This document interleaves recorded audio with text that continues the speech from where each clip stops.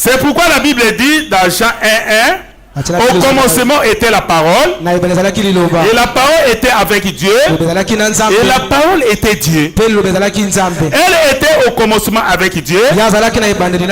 Amen, amen. Yango siko place oyo Bible zo baza. Au commencement était la parole. Place bande kokela. Et la parole était avec Dieu. C'est le bazaki ayi. Et la parole était Dieu. Elle était au commencement avec Dieu. Toutes les choses ont été faites par elle. Et rien de ce qui a été fait n'a été fait sans elle. Elle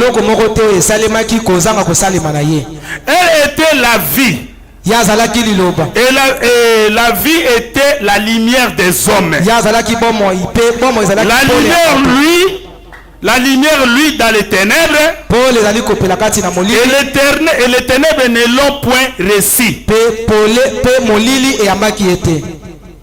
Il y eut un homme envoyé de Dieu, son nom était Jean. Il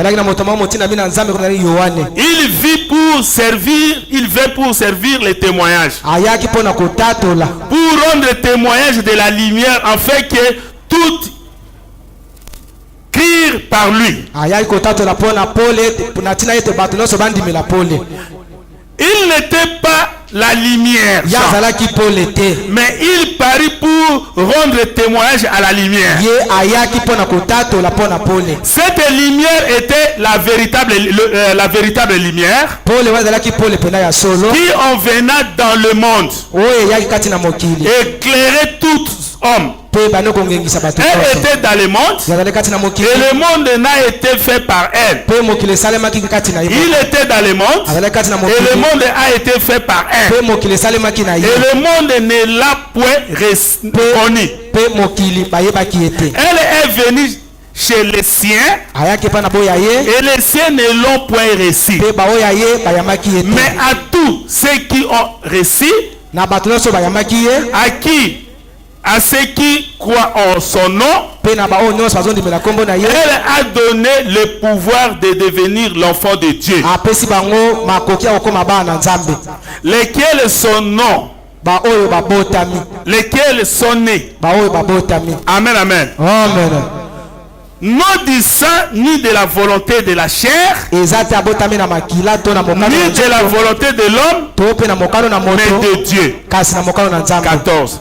Et la parole a été faite chair et elle a habité parmi nous, pleine de grâce et de vérité. Et nous avons contemplé sa gloire, une gloire comme la gloire du Fils unique venu du Père. Applaudissez très fort pour le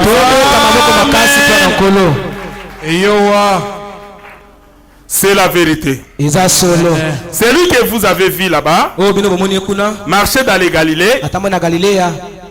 C'est lui le Jéhovah. Amen, amen. Applaudissez très fort pour le Seigneur. C'est lui le Jéhovah. Il n'y a pas un autre Dieu. Amen, amen. C'est la vérité.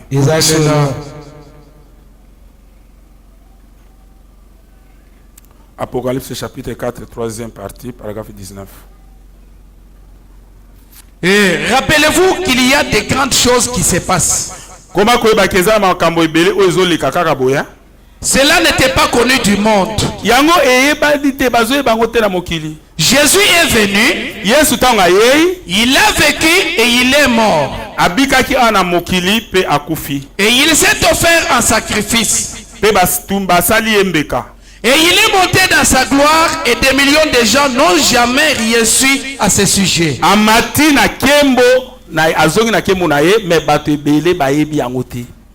Vous voyez, ce n'est pas quelque chose de fleuri, de glorieux et de grandiose.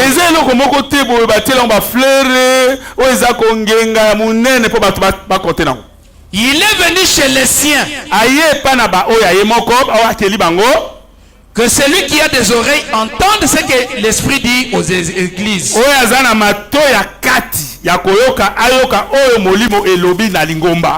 Non pas c'est du dehors, c'est à l'église.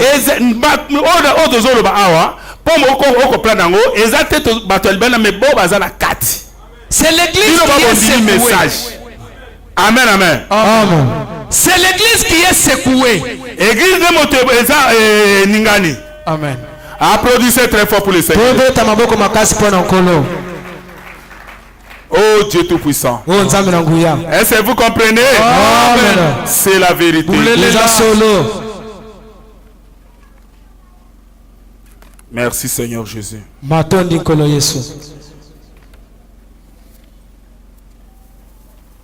Exposé de cet âge de l'église, paragraphe 57. Que celui qui a des oreilles entende ce que l'Esprit dit aux églises de chacun des âges. Amen, amen. Amen.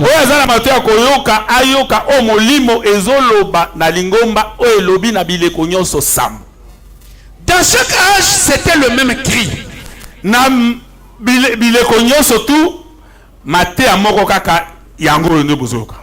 Écoutez ce que l'Esprit dit. Si vous êtes chrétien, vous reviendrez à ce qu'enseigne l'Esprit. Amen, amen. Est-ce que vous comprenez? Ça, ce n'est pas l'homme qui était dans la théologie. Il était enseigné et il est venu pour vous faire donner sa intellectualité. Amen, amen. Ça, c'est ce qu'enseigne l'Esprit. Amen, amen. Parce que c'est Dieu lui-même qui interprète, qui s'interprète lui-même. On ne peut jamais interpréter Dieu. On ne peut jamais aller étudier Dieu. Et laisser Dieu lui-même puis s'expliquer lui-même pour que vous compreniez. Est-ce que vous comprenez? Et si vous êtes chrétien, enlevez, écartez-vous de ce qui est avant, que vous puissiez connaître cette révélation. Parce que vous avez enseigné par les hommes. Mais ce que vous entendez maintenant, c'est l'Esprit qui enseigne. Applaudissez très fort. Si vous êtes chrétien, vous reviendrez à ce qu'enseigne l'Esprit. C'est-à-dire à la parole pour cet âge ici.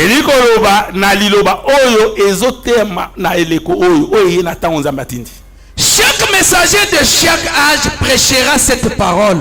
Amen, amen. Amen.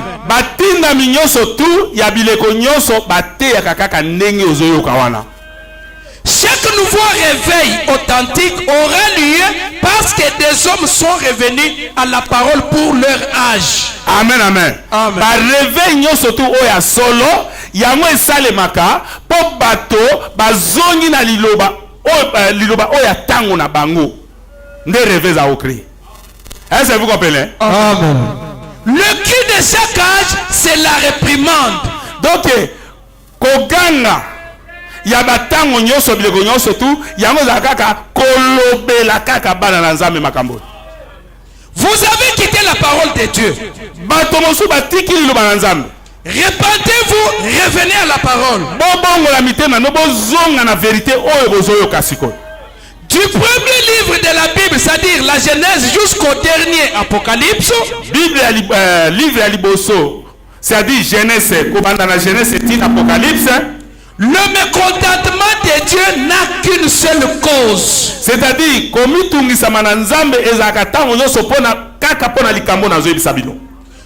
quitte la parole et il n'y a qu'un seul remède pour retrouver sa faveur. Qu'on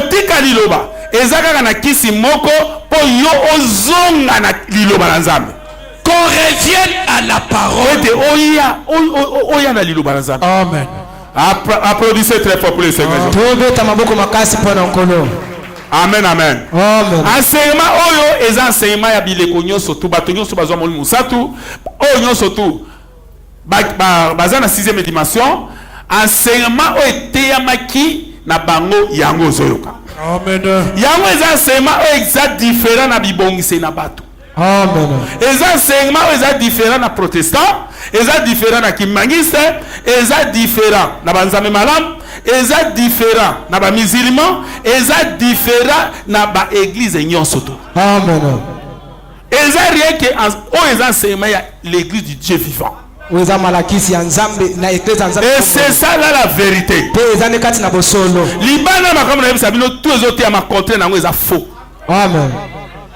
Amen, amen. Amen. Est-ce que vous comprenez? Amen. Bah monsieur Zoka c'est comme si on va essayer na mutu longa ke banzami bazami boye. O comprendre na kapenda te. Yango ne singeli oyoka o molimo ezoloba. Amen, amen. Amen. Exposé toujours 356. Il y a assez grande confusion sur ces versets à cause de la façon dont beaucoup de personnes l'utilisent dans leur évangélisation personnelle. Amen, amen. Amen. Makambo obozoyoka confusion ezakati nango ebele ndenge bato bazoteya kango na lolengi na ba kotia na ba évangélisation ba bazosala. Amen, amen. Amen. Confusion si confusion. Ces personnes le présentent comme si Jésus était à la porte du cœur de chaque pécheur. Bato bazo présenter que non, Yesu ngazana azobeta porte tant Bible ezobaka non, azobeta ne kuki ya mutema, ba azoka c'est comme si azala mitema azobeta ne kuki ya mitema nyonso tu ya basubuki. Te. Amen, amen. Amen. Et qu'il frappait pour qu'on le laisse entrer. Oh azobeta po batika kota.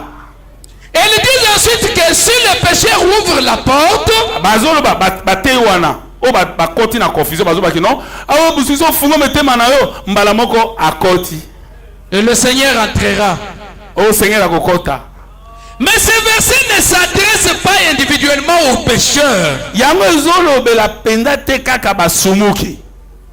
Nous avons un résumé de tout le message adressé à cet âge. Tozali na nyoso oyo lobami pona sango oyo epesami na tango.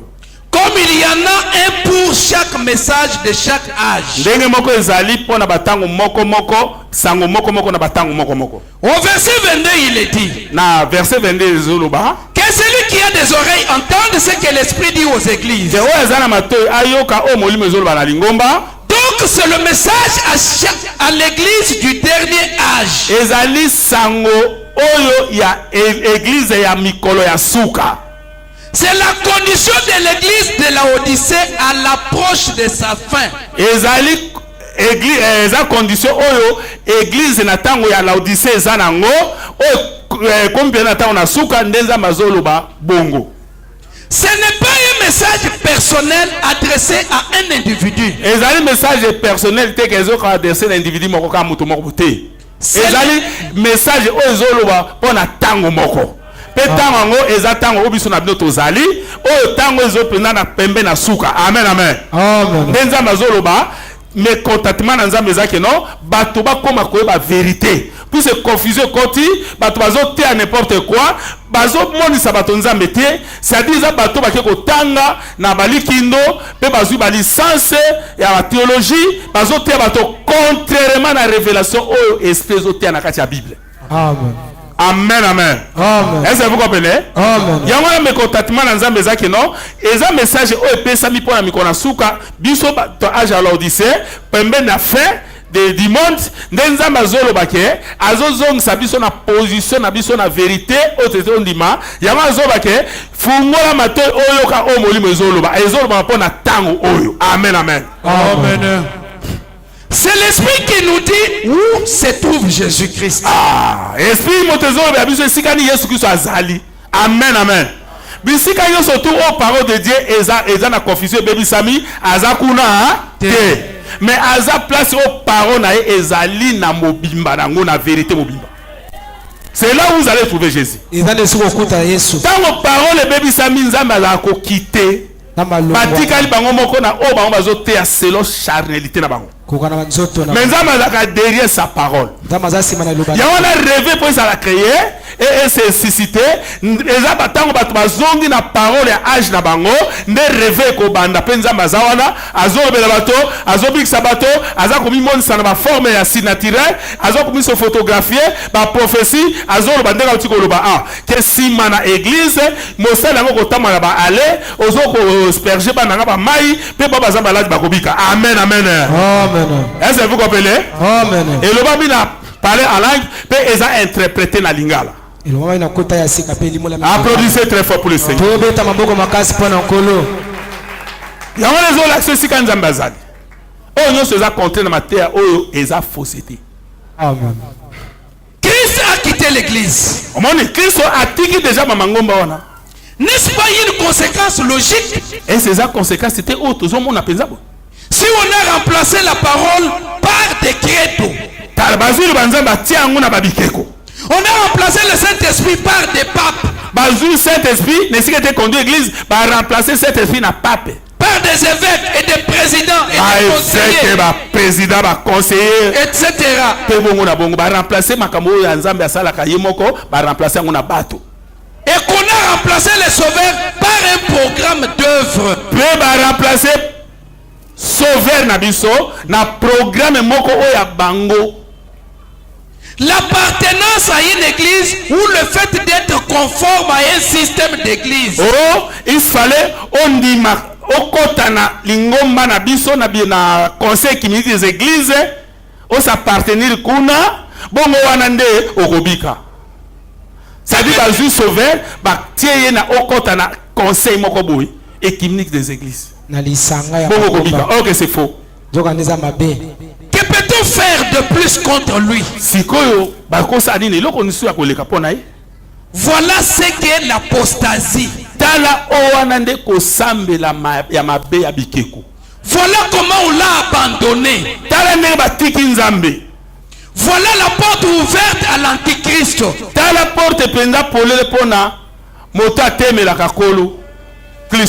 Car si Jésus est venu au nom de son Père, amen, amen. Amen. Amen, amen. Amen. Dimanche passé, que dans un apôtre moka lolem. Amen, amen. Amen.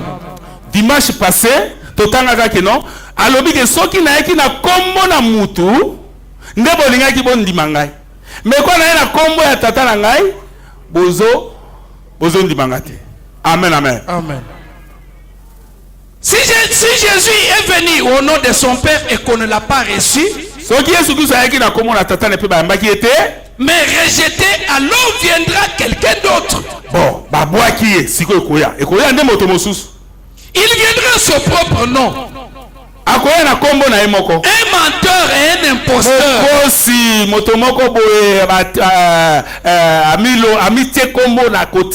Amen, amen. Et amen. Et lui là, ils les recevront. Amen, amen. Amen. Mais conseil de kimi tango etia makambo nyonso te tia misili ba bengno papa zabore ndenge zabore photo sanga na biso nyonso tu toko malingo mamoko toko zabote to ba Kristo nzambe bango nyonso tu wa tous les mangomba omoni ba ona yena kombo na moto antichrist bato bandimi mais yesu ayena kombo ya tata na ba wangani. Jean 5:43. L'homme de péché, le fils de perdition prendra le contrôle. Mwana oya masumu mwana ya libebi yenda kozwa contrôle na bango. Amen. Applaudissez très fort pour le Seigneur Jésus. Amen, amen. Amen. C'est la vérité. Merci Seigneur Jésus. C'est terrible. L'alliance conditionnelle que Dieu a traité avec son peuple. 11. Et dans le jardin d'Éden, aussitôt que l'homme s'était rendu compte qu'il avait péché, au lieu que ça soit lui qui parcourit la rue ou le paradis en disant Amen, amen. Aza kokima bambangu na paradis kolobaka. Père, tata oza wapi. Azokima zoloba na place ke moto asala bongo. Et il s'est caché. Ye ake komi bomba. Et c'était Dieu qui parcourait le chemin criant. Mais zaki nenza meze moto azotambola siko na nzela koganga ka kolukaka ada où est-il? Adada osali wapi? Amen, amen. Quand Dieu avait attendu que ton fils a péché, il était descendu. Il a commencé à dire, à crier, Adam, où est-il? Adam, où est-il? Amen, amen. Mais si tu es moto à celle sumu, yenda sale loko nzamba sala tama tata ozawapi, père où est-il? Moto akende komi bomba. Asali oya ye mo eloko moko ya komi se protéger. Est-ce que vous comprenez? Menja eko luka moto.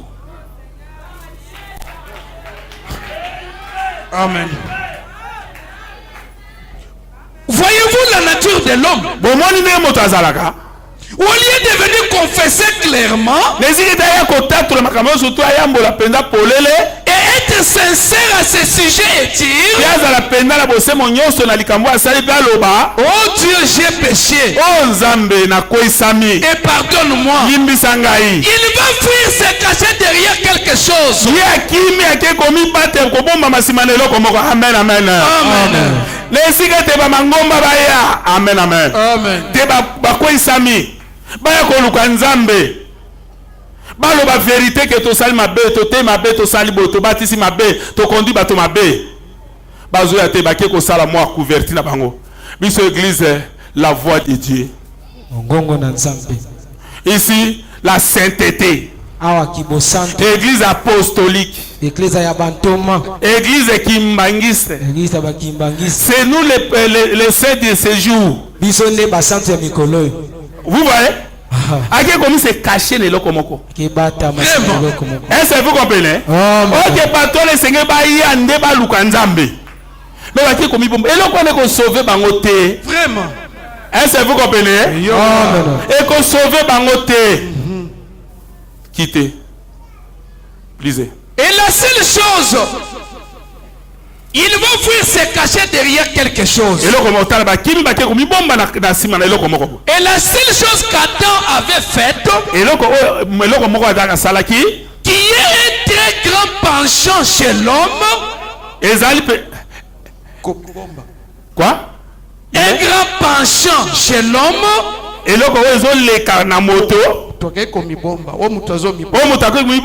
il s'est confectionné une religion faite des mains d'hommes.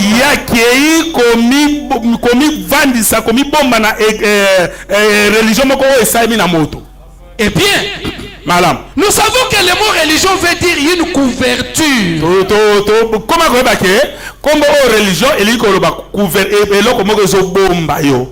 Et Adam, au lieu de dire,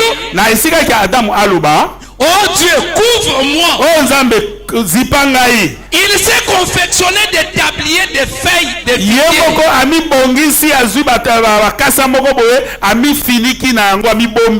Lui et Ève. Cela a bien marché tant que Dieu n'était pas là près. Mais dès qu'ils sont entrés dans la présence de Dieu, ils se sont rendus compte que leur religion de feuilles de figuier ne marchait pas.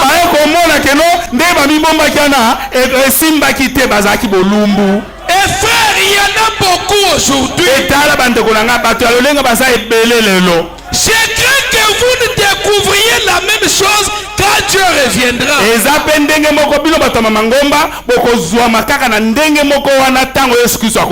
C'est amen, amen. Amen. Est-ce que vous comprenez? Tango Yesu Christ akoya, babangomba nyoso wana, bakozwa makana lolenge moko bakomona, makambo tu bazaki na ngoma be mona ni poleli. Amen. Est-ce que vous comprenez? Amen. C'est ce que je crains que vous ne découvriez la même chose quand Dieu reviendra. Na kalisi bango pe, bino pe batama mangomba, boko zwa kaka Cette religion faite des mains d'hommes, en feuille de figuier, donc ne tiendra pas dans la présence de Dieu. C'est Dieu qui a eu à faire une couverture pour eux. Amen. Applaudissez très fort. Amen, amen. Amen. Couverture ya Nzambe nde asalaki koboma pate. Amen, amen. Amen. Abomi tazu posaki kozipa. Nous allons lire. Amen. Merci Seigneur. L'âge de Dieu 21. Jusqu'ici. Il était le premier à avoir la juridiction sur toutes choses sur terre. Moto azalaki moto oyo ya libo atazaki moto ya liboso o azwaki bokonzi na biloko nyoso to anase. Est-ce vrai? Est-ce ça seul? Sur tous les animaux. Likolo ba nyama nyoso azaki na bokonzi. Et il a perdu son autorité. Pe abungisi ki bokonzi na ye. Et la Bible nous enseigne que c'est ce que le premier Adam a perdu. Le second Adam, Christ, l'a restitué à la race humaine.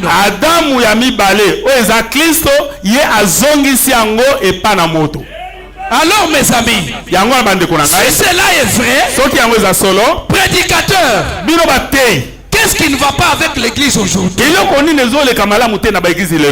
Est-ce que j'aimerais savoir si Christ a été le chaînon manquant entre Dieu et l'homme,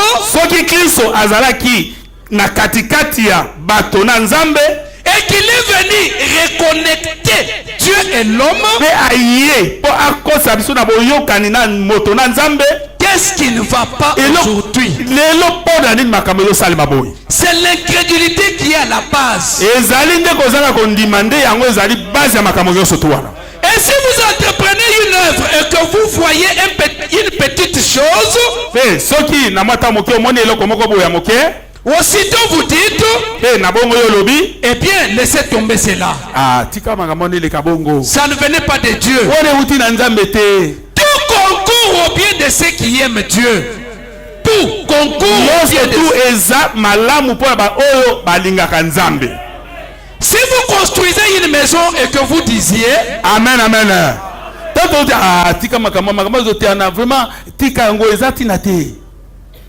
Toutes choses concourent au bien de ce qui est métier. Amen, amen.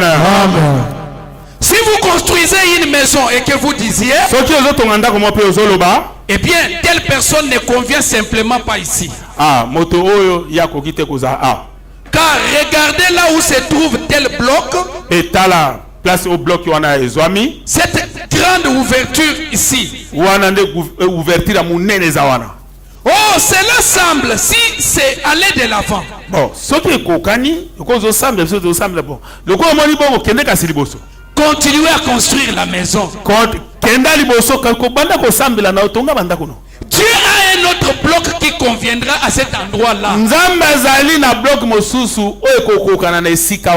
Qui le comblera. La maison ne peut pas être construite comme cela. Amen, amen. Amen. De même aujourd'hui, pendant que Dieu agit, oublions ça et entrons droit dans l'esprit du Dieu Tout-Puissant. Et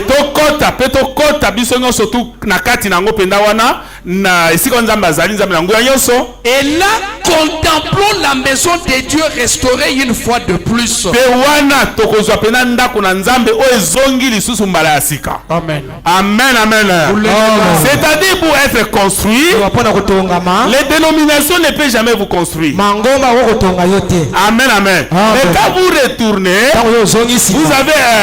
vous avez écrit au message du temps de la fin, qui est le message de votre votre temps, tu seras construit convenablement.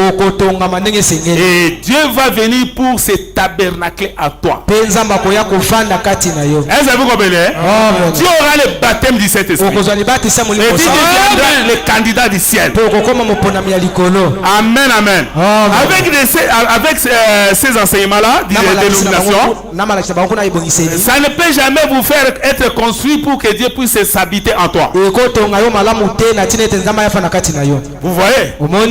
Or, dans la loi de Dieu, pour entrer au ciel, il faut que vous puissiez avoir le Saint-Esprit. Sans le Saint-Esprit, personne ne verra Dieu. Et pour avoir le Saint-Esprit, il faut être là où on prêche toute la vérité. Applaudissez très fort pour le Seigneur.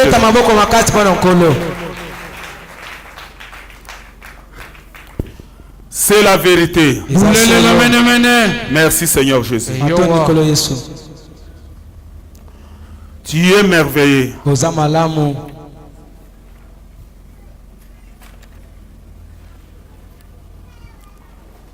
Le messager du soir, le messager du soir 84. Et le Dieu infini ne change jamais son programme. Nzambe oyaza seko na seko abongola katema na kanaye. Il doit toujours se tenir à la chose avec laquelle il a commencé. Yé atika la katango nyoso akangami kaneloko ya bandaki nango. Amen, amen. Amen. Est-ce que vous comprenez? Amen. Nzambe tango bandaki na Eden atiaki liloba na ye.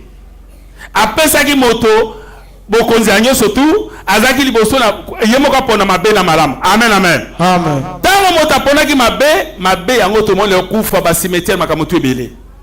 Mais tant bazaki toujours ba ponaki mabe te bazaki na vie éternelle. Amen, amen. Amen. Lelo pendenge moko Nzambe a changé te azana parole na ye oyachi. Est-ce que vous comprenez? Amen. Vous êtes sur la terre. Et le jardin Éden n'était pas au ciel.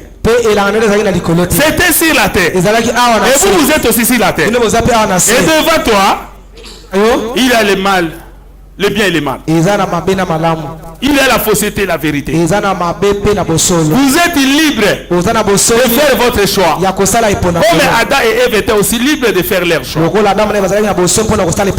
que vous comprenez? Nzambe keseni cité pour azale injusté. Ndenge atiaki lobana ye, alobi njete oyo ya vie, njete oyo ya kufa. Amen, amen. Amen. Pe azui moto atiene langa Eden. Asa la choix.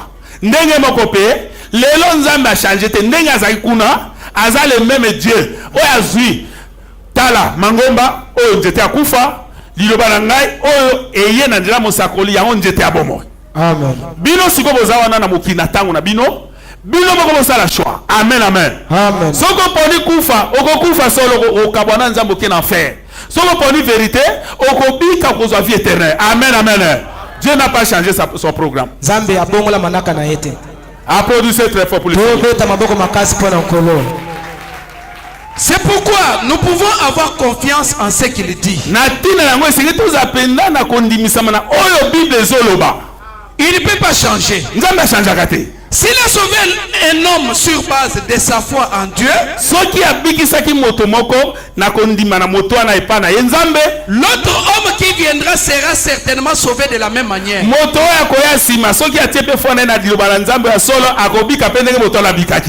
Quand Dieu a établi un lieu où il peut communier avec sa création, Adam a essayé de se faire lui-même une voix.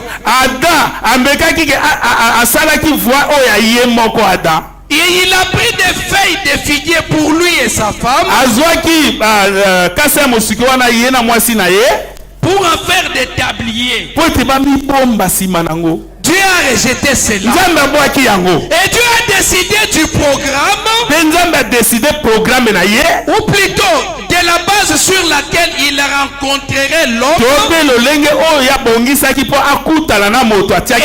communierait avec lui. Et c'était sous les 100 versets. Et il n'a jamais changé cela. Amen. Applaudissez très fort pour le Seigneur. Est-ce que vous comprenez? Nous allons toujours aller de l'avant. Merci Seigneur Jésus. 271. Le messager du soir.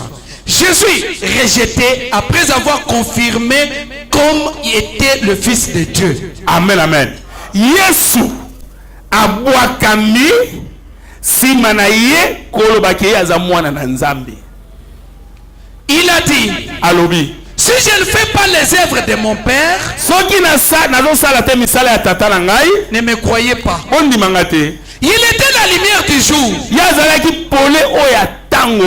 Il est toujours la lumière. Il entre en scène. Et les gens, aussi longtemps qu'ils pouvaient, les pains, les poissons, il les suivait. Mais dès qu'il s'est mis à leur dire la vérité de la parole, cela les sépara. Ils étaient attachés à leur propre tradition. C'était contraire. Cependant, vous savez, il était parfaitement en accord avec les Écritures. Mais les yeux aveugles du monde ne pouvaient pas voir cela. Ils ne le peuvent pas non plus aujourd'hui. Ils ne l'ont jamais vu dans un quelconque âge. Je veux dire dans l'ensemble. Qu'en est-il arrivé? C'était comme s'ils étaient vaincus. Amen. Amen, amen. Applaudissez très fort pour le Seigneur. Les choses que vous attendez, pour croire de cela, pour voir cela, il faut que vous soyez prédestinés ici. Si vous étiez avec lui avant la fondation du monde, lui sous forme des Écritures, vous allez le reconnaître. Applaudissez très fort pour le Seigneur. C'est-à-dire que vous étiez fils de Dieu avant la fondation du monde. Vous allez le voir. Amen, amen. Est-ce que vous comprenez? Tu es merveilleux. Amen. Merci Seigneur Jésus. La parole de Dieu exige une séparation totale avec paragraphe 5 qui t'a jusqu'ici. Comme je l'ai dit hier soir au sujet de Jésus, quand il n'avait que 12 ans,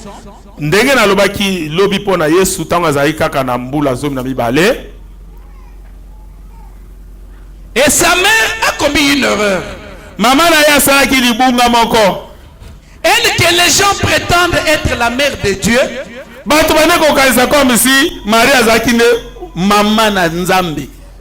cette femme a dit, eh bien ton père et moi t'avons cherché avec larmes.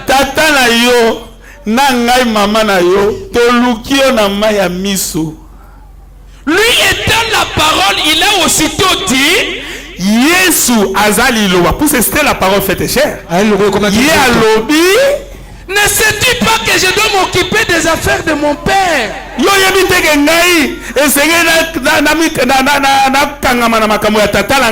Vous voyez? Elle déclarait qu'il était le fils de Joseph. Mais il n'était pas le fils de Joseph. S'il avait été le fils de Joseph, Jésus aurait été avec Joseph. Il était plutôt avec son père. Il s'occupait des affaires du père. La parole corrige toujours et elle est toujours véridique. Amen, amen. Maintenant, pasteur, qui est le père de Jésus? Amen, amen. Le père de Jésus, c'est le Saint-Esprit. Amen, amen. Le Père de Jésus, c'est le Saint-Esprit. C'est-à-dire, il était Père sous forme de l'Esprit. Il est devenu parole faite chair. Mais lui étant que le Père, c'est l'Esprit. C'est là le Père de Jésus. Amen, amen. Bon, c'est comme si Tata Zali, bon moment, arrêtez. Amen, amen. Amen. Ça, c'est le Père. Oh, ne Tata. Dieu l'Esprit. Zambe molim. Pas mon akaïté. Invisible. A qui forme mon colonne de feu. Amen. Na alo awa place biso tozala qui na éternité avec forme. Tant que awa azui corps o elobaka pe bande ko créer corps logos. Auto ya logos. Le corps qui parle. Zoto elobaka. Tala ne ko loba awa parti na yoko koya na lisumu nda kitaki. Na forme wana ya zwaki. Le premier né mwana ya liboso. Mais le Père yango be na zongi na loboko na mobali na Nzambe tata. C'est-à-dire amizongi si na lolengo azalaki na forme ya puissance. Lolenge ya nguya. Amen, amen. Amen. C'est compliqué. Hein? Mais pour la bande Nzambe c'est compliqué. Toyoki. Applaudissez très fort pour nous. Tobeta maboko makasi. Bulele la mene mene. C'est dit dans la zone que non. Tata